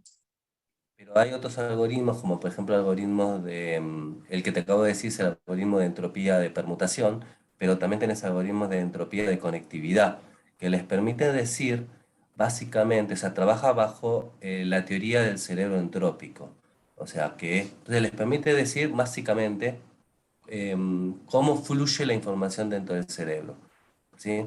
Entonces, quizás lo que yo veo en el trabajo, que además lo vengo conociendo previamente, vengo viendo años anteriores el trabajo de ustedes, que lo que puede ser que la formación musical esté como ordenando de alguna manera la manera en que se comunican las áreas. Algo equivalente yo tengo como hipótesis, bueno, no es una hipótesis muy, muy original, imagínate que es una hipótesis que la planteó el mismo Vygotsky, así que imagínate que no tiene nada original, pero estamos hablando de un siglo después, básicamente, es que el lenguaje podría estar haciendo lo mismo mediante información verbal. ¿Sí? Que en un momento se abandonó esa hipótesis en la literatura académica, pero recientemente se está viendo que puede haber algo de eso. Como algo que puedan agarrarse para hacer cosas si les interesa. Gracias, sí, es súper interesante. Bueno, por lo pronto este trabajo que presentó Mari se enmarca, como ella les comentó en su tesis doctoral, que no incluye registros de electroencefalografía, pero para seguir pensando y para seguir avanzando, sí es un punto que me parece súper interesante. Gracias. Luciano. No, en realidad era una... perdón, llegué tarde a la mesa. Me perdí en los breakout rooms y no te voy a despedir que me des la charla de nuevo, la de la música, pero ese resultado sobre el que Nico opina o sobre la que la persona pregunta, ¿lo podés poner en una diapo? Como para ver objetivo y un resultado, como para ver de qué están hablando. Sí, es una presentación de una compañera del laboratorio que se tuvo que retirar más temprano. Ah, bueno, listo. Estamos en trabajos distintos y como que justo hubo una Inviable. que la compartí, pero es un estudio sobre rendimiento de memoria entre adolescentes músicos y sin formación musical, y se observa que los adolescentes con formación musical tienen un mejor rendimiento en memoria, tanto emocional como neutra. El parámetro de memoria emocional, ¿cuál es? Ahí se utiliza ¿Cuál es? un sistema de imágenes emocionales, el sistema IAPS. Okay. Y el entrenamiento musical que recibieron los sujetos previo, lo recibieron previamente, forma parte de su historia de vida, no es durante el experimento. O sea, el experimento no controla nunca un aprendizaje musical. No, ¿no? este experimento en particular Bueno, sí se toma te hago una sujeto. pregunta entonces, ahí va. Ahora entendí el aporte de Nico. Gracias, Nico. Entonces, no vi los resultados, no tengo idea, estoy hablando por hablar un poquito. ¿Pensaron o lo propusieron como perspectiva trabajar? Porque, a ver, vamos a pensar un poquito afuera de la caja. Los sujetos, personas, tienen una vida, tienen problemas. La vida musical es una vida, ¿sí? Hay codificaciones, como decía Nico, esto de lenguaje verbal, lenguaje no verbal. No sé cuánto hablaron de los circuitos en la exposición, no importa, yo voy a hablar un poco así de lo que me acuerdo. Entonces, uno tiene cada uno de esos sujetos tiene una historia de vida. Esa historia de vida incluye una historia de vida musical. Cada una de esas personas ha tenido un entrenamiento musical no controlado en términos de tu experimento, o el experimento del grupo. No controlado significa que no todos van a recibir el mismo input, porque ese tipo de estímulos son multisensoriales. Uno está pensando, como reduccionista que necesitamos ser, pero esto va para cualquier pregunta. Uno está pensando que ese estímulo que vos le pones a la persona, que el estímulo en realidad no es la música, sino es el entrenamiento en la música. Uno piensa que el estímulo es la música, o uno pensaría, por ahí vos no pensás eso. Entonces, ellos, ellas, entran a este experimento con una historia de vida. Se asume, me imagino que se asume, o yo asumiría, que esta historia de vida es grupo. Entonces va adentro de ese grupo, entrenados, no entrenados, una bolsa de gatos. ¿Sí? Y es más, en el no entrenados también tenés una bolsa de gatos. Porque el no entrenados, ¿qué es no entrenados? ¿Es gente que no fue al conservatorio? ¿Es gente que no escuchó música? ¿Es gente que tiene amusia? Entonces, ¿pueden conseguir pacientes con amusia? ¿Y hacer el experimento de pacientes con amusia versus pacientes sin amusia? Por Bien. ejemplo, Sí, esa sí, sí. pregunta. Este estudio, yo igualmente acá estoy defendiendo un trabajo que es el doctor, No. mi compañera, o sea, yo no soy especialista en el tema, por eso probablemente haga agua en muchas cosas, ¿no? Pero sí. Sí, gracias Morena, y tampoco te sientas en la obligación, solamente leíste la respuesta que te mandó María, pero no te sientas en la obligación de responder, porque digo, es esto, la compañera no está, no es que ni siquiera ella presentó el trabajo de la compañera, sino que la compañera presentó y se tuvo que ir. Igual nada, todos los aportes son súper válidos. Si querés, Vero, Sí, también me meto podés, porque... pues si no, porque pobre estaba Morena ahí sí, como la veo ahí representante tratando y digo, pobre de... para nada. La Yo porque mandamos la a tenía la en la cancha, pantalla pobre acá, More. me apareció en la Claro. pantalla acá. Tuvimos que adaptar el trabajo porque por la pandemia, Mari en su proyecto de doctorado sí estuvo realizando trabajos sistemáticos, entrenando, sobre todo trabajando con niños, niñas. Entonces daba un entrenamiento musical súper sistematizado. Por cuestiones de pandemia no se pudo continuar con eso, entonces se tuvieron que adaptar algunas cuestiones y en este caso se estudió individuos que ya tuviesen un proceso de entrenamiento musical lo más sistematizado posible, que en este caso se consideraron formación de conservatorio, justamente para que esa bolsa de gatos de músicos, de personas músicas, sea lo menos bolsa de gatos posible, ¿no? Tuviese la menos variabilidad de gatos. Si me permitís, More, igual de todas formas me parece que el comentario de Luciano es súper pertinente, digo, y porque habla de que trabajamos con humanos y los humanos están en ambientes y uno por los diseños, por las metodologías que implementa, termina, ¿no?, dividiendo entre músicos y no músicos, y es súper válido pensar también de que nosotros usamos un parámetro, ¿no?, como para poder hacer comparaciones entre grupos, que sería, no sé, en el caso, yo particularmente trabajo con adultos que son músicos y el parámetro es de 5 años, y obviamente que las personas que no entran del grupo de los no músicos, que son personas que tienen menos de 5 años, y tenés una variabilidad increíble en esas personas, y lo mismo en los niños. Entonces, me parece súper pertinente también pensar, obviamente que para los fines prácticos del proyecto de María, los anteriores donde ella entrenó, como los actuales, donde acá no se establece una relación entre la música y el estado de las funciones cognitivas.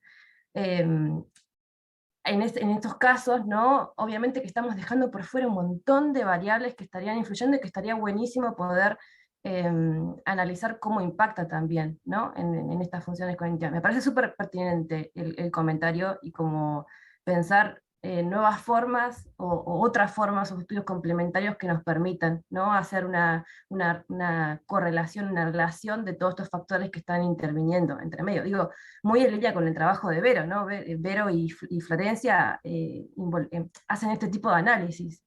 Bueno, acá privilegiamos pensar cómo el entrenamiento musical afecta la memoria emocional, pero sin duda que hay que considerar las otras variables que están interviniendo en el desarrollo, en la educación, en el ambiente, no sé, y también todas las variables que están dentro del entrenamiento musical, ¿no? El tipo de instrumento, cuánto tiempo, cuánto le dedicas a la semana, bueno, nada, es infinitas las cantidades de variables. A mí me parece me interpela mucho justo el comentario de Luciano en esta instancia de mi carrera. Puedo hacer una pregunta nada más, no voy a tirar ninguna hipótesis ni nada porque no es el lugar.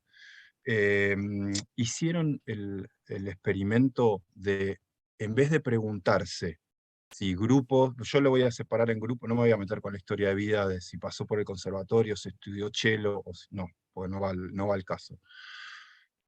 Hicieron el experimento o lo pensaron de, en vez de separar dos grupos, que sean entrenados no entrenados, donde el entrenamiento ustedes no lo controlan, sino quedarse con gente de este grupo que es no entrenado, ¿sí? Olvidarse del entrenado, sacarlo del universo de estudio, quedarse con un grupo grande, hacer un grupo muy grande, diseñar un experimento que sea muy grande en N, un N muy grande. Cuando digo muy, es muy, digo, federal o latinoamericano, ¿sí? Por compu, incluso. Lo que pasa es que ahí hay que tomar toda la plataforma de Nico, digamos, y del equipo de Nico, ¿no? Pero preguntándose, cambiando un poquito la pregunta, pero va a la pregunta que tienen ustedes, es, ¿puede este tipo de estímulo o este tipo de cosa que nos pasa en la cabeza cambiar la forma que conocemos otras cosas? Creo que esa es la pregunta de fondo. O sea, ¿puede este estímulo, que tiene que ver con la musicoterapia incluso? Pero si ustedes trabajan, digamos, diseñando, y si quieren yo me prendo a ayudarlos, así en un rato, diseñan un estímulo, pero que sea un estímulo no de entrenamiento, sino un estímulo que lo piensen ustedes como estímulo. Y piensan un reporte que vaya con ese estímulo, y lo pueden hacer en una condición de máxima, digamos, en un N muy grande, a distancia incluso, remoto. Pueden hacerlo un piloto no remoto, y después hacerlo remoto, y la pregunta sería, tal estímulo musical, o tal calidad de estímulo musical, ponerle parámetros, ¿sí? Que ahí vos los decidís, como el que piensa el experimento los decide, no sé. Yo te digo un ejemplo bobo. Dije que no iba a hablar mucho, pero perdón. Hay un video muy lindo que lo pasan en Tech TV, de Mariano Sigman con Bruno Mes, donde hacen unos experimentos, pero no experimentos para tener resultados como tales, sino experimentos para observar la percepción. Y trabajan en una cosa que está muy bien hecha, que hacen esto ellos. Invitan a músicos formados, pianistas en general, a improvisar música a partir de disparadores de categorías. Y las categorías son olfativas o sensoriales. Entonces les dicen, hace una música, como si fueran sinestésicos, digamos, piénsenlo como si tuvieran sinestesia, dicen, ya termino.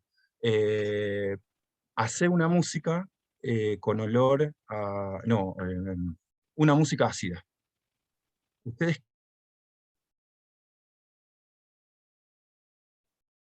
les pregunto a ustedes que están acá, ¿algo grave o algo agudo si le digo ácido? En cuanto a la música, ¿algo grave o algo agudo? Es una pregunta, ¿eh? ¿Alguien Perdón, quiere decir? Luciano, Sí. te pido que si podemos como volver sobre las preguntas que hay, porque hay un montón de preguntas en el chat y supongo que Listo, debe después haber más. lo hablo con Si Morena, querés, entonces, o con... o si Dale. querés enfocar la pregunta o una pregunta que Eh, sea hacia las... concreta. Eso, Claro, hacer un o un experimento, comentario. podemos discutir en un café cómo pensar esa música. Diseñar una música, o una cosa, un objeto musical, ponerle la palabra, objeto musical. Diseñar un objeto musical que bajo una cierta hipótesis te permita hacerte la pregunta, hay que elaborarlo, o sea, no es pongo Mozart y me fijo si el ratón se acuerda dónde pasó, no, eso ya se hizo, digo, ya sé que se hizo. Ahora, diseñar un estímulo sonoro, dejamos estímulo sonoro, que te permita elaborar una pregunta sobre un reporte emocional, pero sobre no entrenados. Claro. Es interesante la idea. Estaría bueno, ahora Pensarla. charlamos, claro, Sí, Luciano, y así damos espacio a sí, que puedan listo, me seguir callé. hablando sobre la mesa. Pero sí, ni hablar, lo charlamos. Perdón, Vero, yo quisiera agregar algo para redondear un poco. La idea de, digamos, de la necesidad de controlar el tratamiento, digamos, para tener una visión de cómo influyen las variables, que es un poco lo que estaba planteando Luciano recién. nos lleva directamente a pensar qué es lo que nosotros pensamos como música. ¿Sí? Ahí me meto yo desde mi especialidad, que es la musicología y la epistemología musical. Si nosotros seguimos pensando la música como un objeto que está en el mundo y que nos estimula así de la manera en la que lo planteaba Luciano recién, tenemos una idea de música que es propio de una cosmovisión y de una manera de entender la música, llamémoslo, dieciochesca, del siglo XVIII. Y occidental, perdón. Occidental, sí, y eurocentrada, etc. De modo tal que aunque nosotros planteemos un experimento como el que está pensando Luciano, si nosotros entendemos la música no como un objeto independiente de nosotros que está en el mundo, sino como el modo en el que nosotros nos relacionamos con esos sonidos y con las otras personas a través de esos sonidos, que es como una perspectiva antropológica un poco más amplia de la idea de música, entonces en cualquier tipo de experimento, aún en un experimento con el estímulo controlado y todo eso, nos encontraríamos con esa tremenda variabilidad, porque la historia personal a través de la cual las personas se han vinculado con los sonidos y con las otras personas a través de los sonidos es infinita. Digamos que estamos en el mismo, en el mismo intríngulis, digamos, ¿no? Eso, nada más. Bien, buenísimo. Muchas gracias por los comentarios. Algo que pasa siempre en las mesas, por más que intentamos limitar las exposiciones para tener un montón de tiempo después de discusión, es que siempre nos quedamos con poco tiempo. Por eso también a veces digo, bueno, limitemos un poco la longitud para poder leer todas las preguntas. Pero buenísimas las discusiones que se van generando, que creo que llevan, o sea, más allá del experimento, los experimentos puntuales, sino para, bueno, repensarlos y qué más podemos sacar de ellos, ¿verdad? Es lo más jugoso. Bien, hay una pregunta para Morena sobre su presentación. La leo, es ¿qué música regional se seleccionó? ¿Música a la que estaba acostumbrada la población o música autóctona?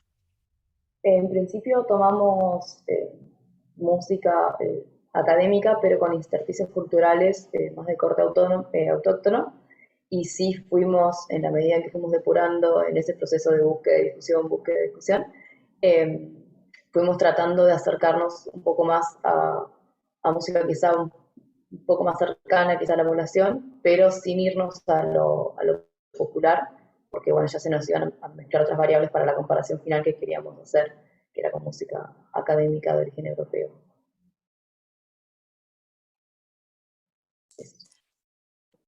Buenísimo. Gracias por la respuesta.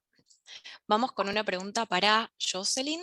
Entonces, dicen muy interesante la propuesta, un comentario más que una pregunta. A mí me resultaría interesante también evaluar las conexiones causales que hacen los varones, ya que son causa de violencias de género. O sea, no perderse esa información, que también podría servir para trabajar luego en la práctica con problemas de violencia de género. No sé si querés agregar algún comentario sobre esto, Jocelyn. Sí, me parece súper valioso el comentario de Pablo y es algo que con mi tutora, o sea, con Yasmín, lo hemos hablado, porque sí, si bien a veces hay esta idea de que los procesos de prevención tienen que recaer únicamente con las mujeres, hacia las mujeres. Eso es un sesgo porque además también hay hombres que están pensando, que tienen creencias y que tienen acciones.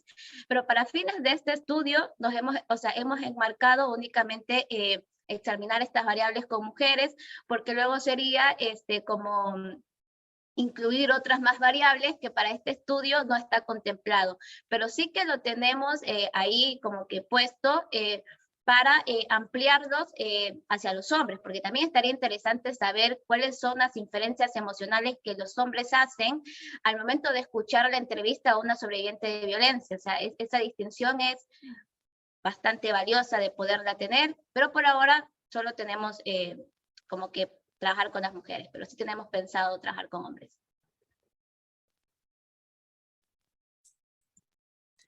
Buenísimo. Gracias, Jocelyn, por los comentarios. Súper interesante y lo mismo que con los comentarios anteriores. Siempre dejan algo más para seguir pensando. Bien, luego tenemos 2 preguntas, comentarios hacia la presentación de Florencia. Leo todo y después vos vas tomando y respondiendo.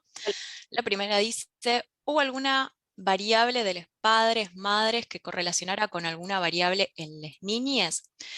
Luego, una felicitación por el trabajo, se suman a la pregunta anterior y agregan, además, preguntar por la sensibilidad de las herramientas de recolección de datos.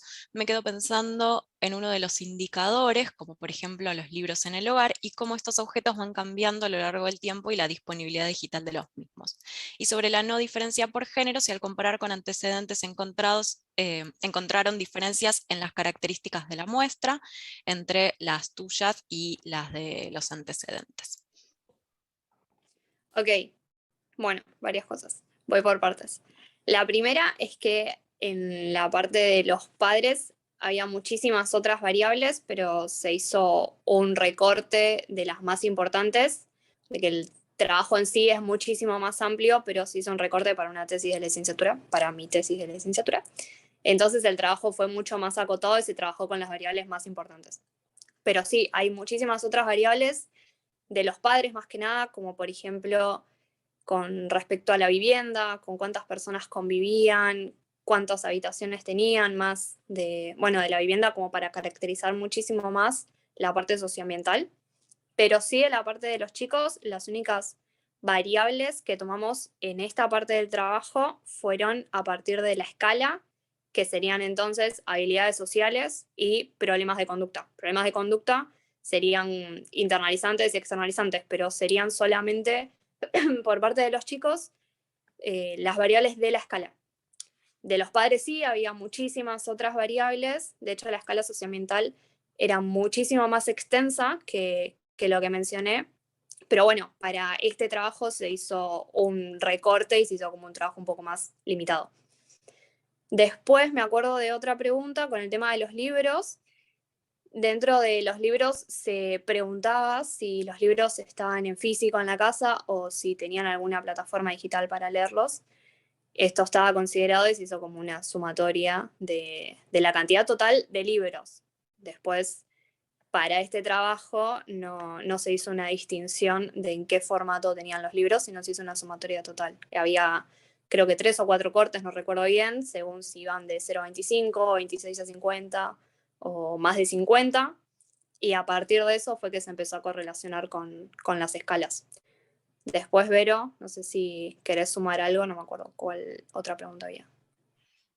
Agrego cuestiones relacionadas a estas que también participé del trabajo y como decía Flor, lo que se hizo fue un recorte para su tesis de licenciatura en psicología, pero forma parte también de un trabajo más amplio. Por ejemplo, esto que mencionaba de problemas de conducta, lo que hicimos ya más amplio, fuera de la tesis que es súper acotada, en psicología UBA, el espacio que tenemos para desarrollarla, mucho de lo que vimos fue, diferenciar entre estos problemas internalizantes y externalizantes, justamente porque lo que se espera es que con la edad, ¿sí?, se vayan inhibiendo, como comentaba Flor, los problemas externalizantes. Sin embargo, lo que se suele ver es una aparición de mayor cantidad de problemas internalizantes justamente por el desarrollo cognitivo. Entonces, estas cosas también las fuimos ampliando. Respecto de lo de los libros, que mencionaba acá Vero en el comentario. Sí, ¿cómo seleccionamos estas variables socioambientales? A partir es una escala que venimos usando hace varios años en otros estudios y ya, más allá de las variables que se utilizan en la literatura, pero nos fuimos quedando con las que más correlacionan con los fenómenos que estudiamos. La de los libros es una que nos interesa mucho por la accesibilidad, justamente son libros adecuados para la edad y que estén accesibles, o sea, no me sirve, no cuentan si hay un estante con libros allá arriba o si están guardados dentro de un armario, son libros que estén accesibles justamente para que las niñas puedan agarrar y ver y tocar. También preguntamos por el tema de libros en otros formatos digitales, y si bien lo reportan, como está mediado por adulto, eso no lo suelen marcar tanto. Justamente una de las limitaciones que marcaba Flor y que tiene el estudio es esta parte, bueno, que nos suele faltar mucho cuando trabajamos en lo cuanti, de lo cualitativo, ¿no? De ver cómo es esa relación. Por ejemplo, hay una accesibilidad a dispositivos tecnológicos, pero bueno, ¿está mediada por adultos o no? ¿Cuánto tiempo están con YouTube, con Instagram, o están con un jueguito? Y por último, de lo que recuerdo, este tema de las diferencias entre las características de las muestras. Bueno, algo que empieza a pasar ahora es intentamos ampliar, se está intentando ampliar justamente las edades con las que trabajamos en los estudios. Digo, lo que típicamente pasa es, hay o estudios con preescolares, o sea, de chicos 3 a 5 años más o menos, o después ya chicos en edad primaria o sea, de 6 más o menos a 12 años. Y lo que intentamos ver es, bueno, más allá de que esto es totalmente válido, ¿qué pasa si empezamos a juntar a todos esos chicos y ver en los mismos estudios, como por ejemplo esto, correlaciones con la edad? Entonces, por ejemplo, esta escala en primera instancia había sido desarrollada para chicos en edad preescolar de 3 a 6 años, y ya en la adaptación que hicieron acá Reina y Brusino, lo que hicieron fue ampliarla hasta chicos más grandes de las edades que incorporamos acá, justamente para ver eso. Las características en las muestras son las mismas, pero por ejemplo, en un estudio de nuevo más amplio del que desarrolló acá Flor, ya encontramos diferencias por género, digo, se está ampliando todo esto. No sé si Flor, ¿querés agregar algo último, algo más? O si Sí, no, respondimos las preguntas. sí, aclarar una vez más que lo que hicimos acá en este trabajo fueron correlaciones, y que lo que se está intentando hacer más adelante es ya no trabajar tanto con correlaciones, sino hacer otro tipo de análisis también. Bien, perfecto. Vamos con otra pregunta, acá en el chat, para Tomás en este caso. Dice, los estudios cognitivos o de cognición que ustedes realizan están hechos a distancia en la plataforma. ¿Se imaginan cómo realizar esas preguntas en estudios donde se evalúe de forma funcional centros neurales asociados a los fenómenos que evalúan? ¿Cómo te imaginas que podrían ser esos experimentos? ¿Qué técnicas utilizarías? ¿Lo están pensando? Bueno, sí, en realidad hasta ahora, digamos, empezamos haciendo experimentos cognitivos por cuestiones de la pandemia, ¿no? Y nos mantuvimos hasta ahora también porque, digamos, existe evidencia de que son equivalentes, ¿no? Los experimentos cognitivos online de los experimentos presenciales, que no es que hay una pérdida de calidad de los experimentos porque se hagan, o una pérdida de compromiso de las personas que participan, ¿no? En general es equivalente. Pero sí tenemos pensado a futuro hacer experimentos presenciales en el FIDINE. Y la idea es, sobre todo, hacer registros de EEG y luego analizarlos con herramientas de entropía de permutación como para, digamos, analizar esos registros electrofisiológicos. Pero nada, hasta ahora es algo más a futuro. Pero sí, la idea es profundizar justamente para poder conocer un poco más quizás qué áreas se activan frente a ese tipo de decisiones o las conectividades entre áreas del cerebro y demás. No sé si Nico quiere también agregar algo. Si estás por ahí, Nico, y quieres agregar algo más, pues. No me parece necesario. Tu respuesta satisface la mía. Sería equivalente. Bien, buenísimo, gracias por las respuestas. En el chat hay otra pregunta para Jocelyn. Dice, muy interesante el tema y el enfoque. Quería consultar cómo determinan si una posible participante presenta un trastorno neurológico o psiquiátrico. Si es por autorreporte, ¿cómo toman en cuenta la confiabilidad del mismo? Me refiero a que algunas lo presenten, pero no cuenten con un diagnóstico médico. Y si aquellas que presenten o reporten alguno de estos trastornos participarán del estudio y se excluirán los datos o directamente no participarán del estudio. Por último, si planean en el futuro realizar estudios similares en poblaciones con alguno de los trastornos psiquiátricos más prevalentes. Otra pregunta que me parece súper valiosa para enriquecer mi trabajo. Hasta el momento, lo que tenemos definido con mi directora es que será por autorreporte, ¿sí? Si bien es cierto, es súper válido esto de que no todas cuenten oficialmente con un diagnóstico. Así que por eso es que igual van a participar, y cuando tengamos los datos, vamos viendo cuáles serían las participantes que tengamos que excluir. Ahora, el modo es algo que estoy aprendiendo y que estoy, bueno, hablándolo con Yasmín, por ese lado. Sin embargo, me parece una pregunta súper clave como para yo concretamente poderlo dialogar con ella.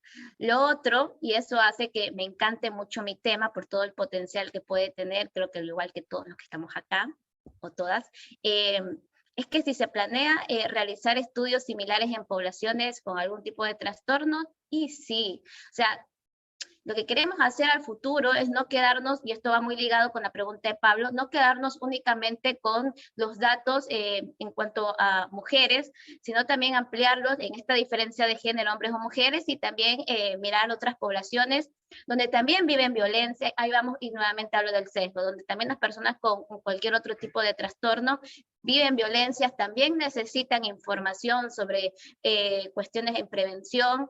Entonces sí tenemos pensado, pero es mucho más complejo incluir, o mejor dicho, recoger los datos en este tipo de poblaciones, no únicamente por la gravedad del trastorno que implicaría cómo diseñar o cómo presentar el material, sino también una cuestión de accesibilidad a la muestra. Siempre es mucho más complicado acceder a muestras que de personas con trastornos severos, al menos desde el lugar que yo lo veo. Y de lo que por ahí es la accesibilidad que yo pueda tener en este momento. Entonces, bueno, espero haber contestado las dos preguntas. En la primera es algo que vamos a hablar, hasta ahora es autorreporte, y en la segunda hay potencial para seguir profundizando en este tema. Bien, muchas gracias por las respuestas. Creo que en el chat no hay más preguntas, hay agradecimientos por las respuestas y bueno, algunos comentarios ahí. Yo tengo una pregunta más para Jocelyn, ya que estaba hablando. Me interesaba esto que mencionabas durante tu presentación, que la intención era tomar en cuenta las emociones de quienes estaban escuchando. Entonces me interesaba pensar si de alguna forma estaban midiendo las emociones que estaban, digo, al escuchar estos reportes, como decíamos, súper fuertes, este fragmento de la entrevista, digo, si se medían estas emociones, las emociones de quienes estaban escuchando, cómo las medían, si pensaban incluir eso de alguna forma. Hasta ahora, y creo que es algo que me faltó como aclarar parte del diseño, en cuanto a cómo vamos a identificar los enunciados que generan emociones principales, es dentro del modelo red causal está, bueno, como los parámetros o los criterios para poder definir qué enunciados tienen alta conectividad causal. También hay criterios para definir qué enunciados promueven inferencias emocionales en el comprendedor, ya sea desde el punto de vista del comprendedor, o sea, las emociones propias del comprendedor, o las emociones que yo infiero en los personajes, en este caso en la persona, que son cosas distintas. Yo me pongo triste por escuchar la historia, es una cosa, yo infiero que la persona que me está hablando está triste. Esto lo vamos a hacer con una segmentación de enunciados, y ahí vamos a definir enunciados con alta conectividad causal y que generan inferencias emocionales. Entonces les presentamos 6 enunciados en la tarea de elaboración, los 6 primeros enunciados. Hasta ahora tenemos 6 enunciados que cumplen estos criterios, y luego ponemos, consideras que, por ejemplo, en la tarea enfocada en las emociones del comprendedor, consideras que experimentaste alguna emoción en algunos de estos enunciados, sí, no, y por qué. Esos son los criterios que hemos decidido como para poder medir las emociones del comprendedor. Ahora, y por ahí creo que como que voy comprendiendo la pregunta, como que un instrumento que mida específicamente las emociones del comprendedor, sí me parece que podría incluirse, me parece como que podría ser como bastante interesante poder mirar esa parte. Pero hasta ahora eso es lo que tenemos. Luego preguntamos una pregunta de comprensión direccionada a las emociones del comprendedor, y está como más de ellos responder, pero no hay como una cuestión así específica. No sé si respondí tu pregunta. Sí, totalmente, y con creces, que aclaraste mucho más el diseño, fue muy útil. Muchas gracias. Gracias. Bien, creo que en el chat no tenemos más preguntas, quedan 5 minutitos. No sé si alguien más quiere hacer algún comentario o alguna pregunta, abriendo micrófono.